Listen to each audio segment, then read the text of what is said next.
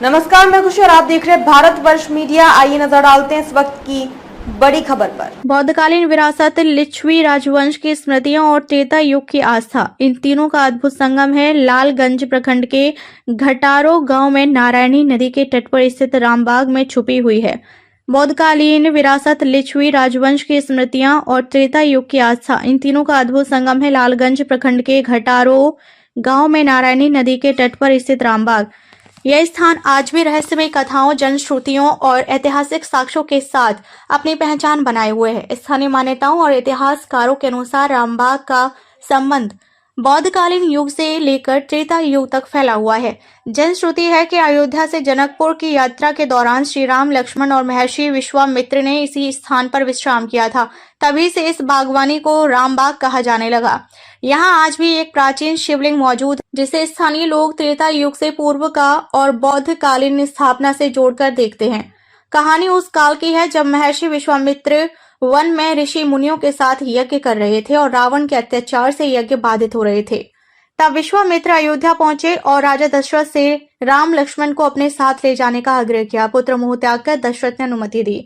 अयोध्या से निकलकर राम, लक्ष्मण हाजीपुर के हरिहरपुर यानी रामचौरा होते हुए घटारो पहुंचे, जिसे उस समय लालबाग कहा जाता था। मान्यता है कि यहीं राम, लक्ष्मण ने विश्राम किया और शिवलिंग पर पुष्प अर्पित किए। स्थानीय कथाओं के अनुसार नारायणी नदी के तटबंध के आसपास प्रति किलोमीटर की दूरी पर बौद्धकालीन कुएं भी मौजूद हैं। यह भी कहा जाता है कि इसी रामबाग में भगवान बुद्ध का दर्शन श्री राम को हुआ था। आज भी यहाँ प्राचीन मंदिर के अवशेष, कुआं, संस्कृत पाठशाला और सैकड़ों वर्ष पुराने बरगद और खीरी के वृक्ष इतिहास के साक्ष्य के रूप में खड़े हैं। रामबाग मंदिर के 85 वर्षीय सेवादार राघवानंद जी बताते हैं कि वे वर्ष 1982 से यहाँ सेवा कर रहे हैं।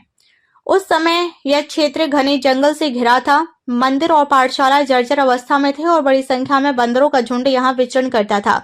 जन सहयोग, चंदा और जनप्रतिनिधियों के सहयोग से उन्होंने चार दीवारी और परिसर का विकास कराया। अभी हम लालगंज के घटारो दक्षिणी पंचायत स्थित रामबाग मंदिर में बैठे हुए हैं। रामबाग मंदिर के सेवानंद राघवानंद सरस्वती भी हमारे साथ बैठे हुए हैं।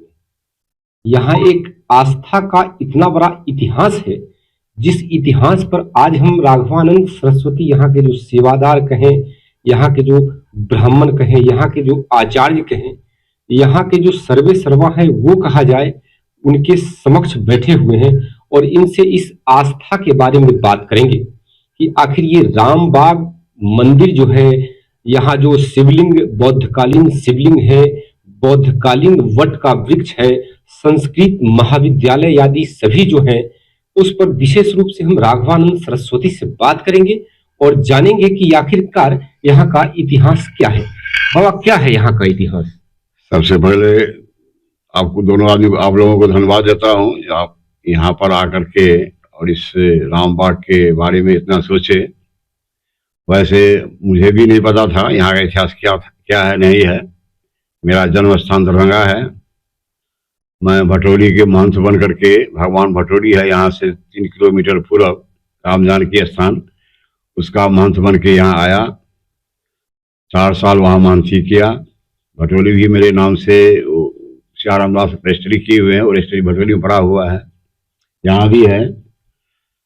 और जो भटोली से प्रतिदिन सुबह में हम यहाँ गंगा स्नान आते थे। इस जगह पर जहाँ अभी हम विराजमान है, यहाँ गुरुदेव ने हमसे बताए, राघवानंद, ये स्थान बहुत सिद्ध है। इस स्थान पर स्वयं राम, लक्ष्मण, विश्वामित्र अन्य ऋषि के साथ रुके हुए हैं। यहाँ से राजा सुमत के नामा पीढ़ी, राजा विशाल के नामा पीढ़ी राजा सुमति, वो यहाँ से उनको ले गए हैं। दूसरा रात्रि विश्राम वहाँ विशालगढ़ में जाकर किए हैं। यहाँ आके तुम रहो, मानसी छोड़ो, यहाँ तपस्या करो। यहाँ आए, यहाँ जो भी आज मेरे पास ज्ञान प्राप्त है सब पूज्य श्री कठोलिया बाबा उनका दिया हुआ है और उनके आशीर्वाद से ही मैं अभी ठीक हूँ। यह स्थान अभी चमक रहा है, सब उन्हीं की कृपा से। उन्होंने बताए हम मुझे जो त्रेता में भगवान राम विश्वामित्र के साथ, लक्ष्मण भाई के साथ यहाँ पधारे। उस समय उनको ज्ञात नहीं था जो मैं शादी करने जा रहा हूँ। तुम यहाँ पर ऐसा तपस्या करो जो भगवान इस कलयुग में स्वयं चारों भाई बाराती लेके तुम्हारे पास आवे। वो 40 साल के बाद इस बार मेरा सपना गुरुदेव का दिया हुआ आशीर्वाद पूरा हुआ। भगवान राम लक्ष्मण पूरा बाराती के साथ, पूरा साधु मंडली के साथ यहाँ पधारे। यथासंभव उनका जहाँ तक हो सका हम लोगों ने उनका सेवा किए, सत्कार किए, यहाँ से विदाई किए।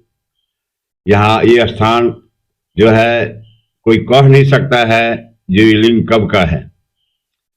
उस समय प्राचीन समय में ये बांध नहीं था, ये जल जो है सीधे आता था। और ये लिंग कहीं से बहते बहते अनायास यहाँ आया। पहले यहाँ का लोग एक झोपड़ी नुमा इनको बनाए। उसके बाद फिर एक दर्शन सा है, यहाँ से कुछ पूरा गांव ठेगा उस गांव का, उसने कुछ अपना योगदान दे करके और गांव वाला के सहयोग से ये मंदिर बना। एक केवट जात का जो था वहाँ का पातेपुर का, वो हनुमान जी का मंदिर बनवाए। और 1984 से हम यहाँ रहने लगे। और यहाँ का जो भी विकास हुआ अभी तक हुआ है, हो रहा है। जो भी कुछ हो रहा है सब गुरुदेव की कृपा है, उनकी कृपा सब हो रहा है। और अभी तो घोर कलयुग बीत रहा है। इस कलयुग में धर्म करने वाले को थोड़ा दिक्कत होता है, पाप करने वाले को थोड़ा ज्यादा खुशी में रहता है। वही हम देख रहे हैं। अभी पहले का जो था धर्म वो अभी आपने सुना राघवानंद सरस्वती यहाँ के सेवादार की बात कि रामबाग मंदिर का इतिहास क्या है। जो उन्होंने बताया कि रामचौरा से चलकर गुरु विश्वामित्र के साथ जब रामचंद्र जी इस रास्ते से जा रहे थे तो इस रास्ते से जाने के क्रम में यहाँ इन्होंने विश्राम किया, रुका, एक शिवलिंग की स्थापना भी की, ऐसा कहा जाता है। और इस प्रकार का कुछ मतलब वर्णित बातें भी रामायण आदि में भी लिखा गया है। वाल्मीकि रामायण में भी लिखा गया है। ये सब बातें हैं। आगे हम आपको यहाँ की सारी वो आस्था का मंदिर, वो रमणीक जगह, वो बट वृक्ष, वो संस्कृत विद्यालय और वो शिवलिंग, पौराणिक शिवलिंग का भी दर्शन कराएंगे। आप देखते रहें। अब तक के लिए बस इतना ही। फिर होगी आपसे मुलाकात ऐसी एक और बड़ी खबर के साथ। अब तक के लिए नमस्कार और देखते रहिए भारतवर्ष मीडिया। ऐसे ही लेटेस्ट अपडेट्स के लिए हमारे चैनल को सब्सक्राइब करें और तुरंत नोटिफिकेशन पाने के लिए बेल आइकन प्रेस करना ना भूलें।